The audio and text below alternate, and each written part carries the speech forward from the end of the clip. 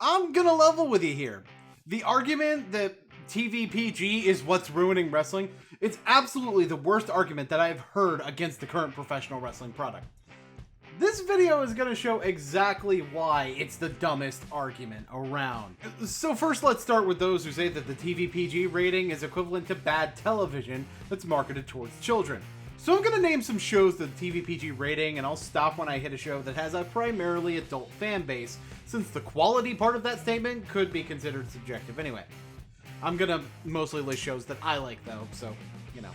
Alright, here we go. Doctor Who. Oh, I'm sorry. Did you want me to keep going? Okay. Every Star Trek series.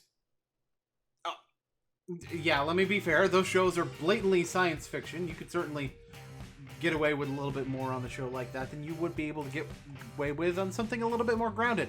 Community. Oh, but that became not as good when Chevy Chase left. I understand that perfectly. Arrested Development. Oh, but wrestling is drama, right? There's no dramatic series taking place in a present-day setting that would fit that. Revenge. Do you see why that's a dumb argument yet? There's plenty of other shows that are marketed towards adults that a ratings board simply determined can be viewed by kids. It doesn't mean it's a show for kids. But of course there's the whole argument that the TVPG rating forces WWE's hand in what it can get away with on television, so I'm going to name some things on WWE television that happened under a TVPG label, at which time I'd like to remind my audience that TVPG means parental guidance is suggested. That's your cue to parentally guide. Burning down your brother's house and killing his dog in the process. Abusing a mental illness in order to avoid losing your job. Assaulting women. Being berated for drug addiction when you're the good guy. Putting your half-brother in a coma and beating him in a match where the goal is to bury your opponent alive. A man being locked in a freezer. The pipe bomb promo. Blatant adultery. Pouring human ashes onto another human being. Force-feeding someone alcohol while berating his family's history of addiction. A cult leader. Smashing someone's face against a table repeatedly. Smashing a TV against someone's back repeatedly. Throwing someone face first into a TV. Throwing someone face first into a car window. Getting busted open hard way by Brock Lesnar's elbow and bleeding in a pool on the mat.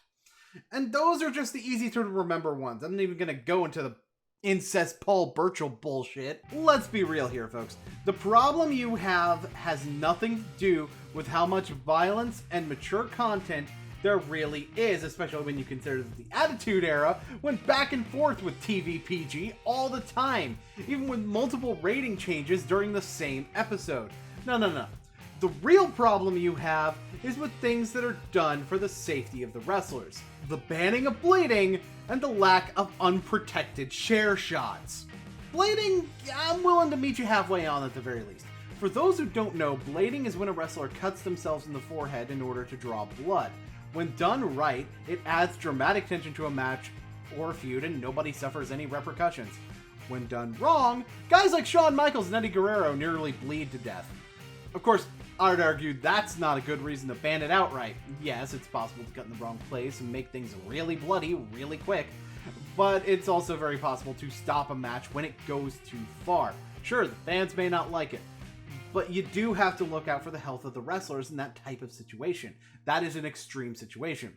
I think the more important thing is when you're dealing with guys like Devon Dudley. Look at his forehead! Just look at it!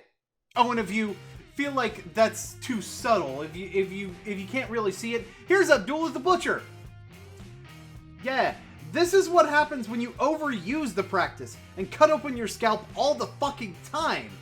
Sure, there's a ton of heightened tension in the matches, but it's at the cost of long-term health of the wrestlers.